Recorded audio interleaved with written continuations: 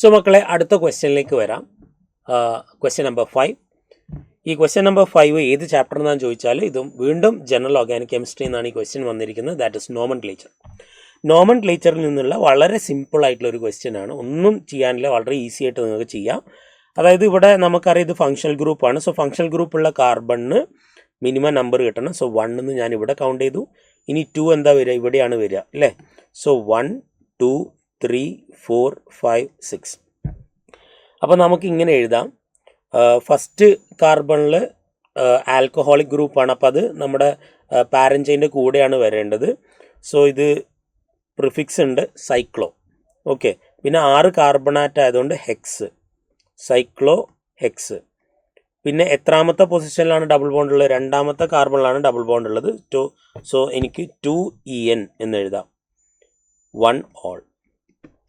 ഒന്നാമത്തെ കാർബണിലാണ് OH ഉള്ളത്. So cyclohex 2En 1 ol. Option 4 is the right answer.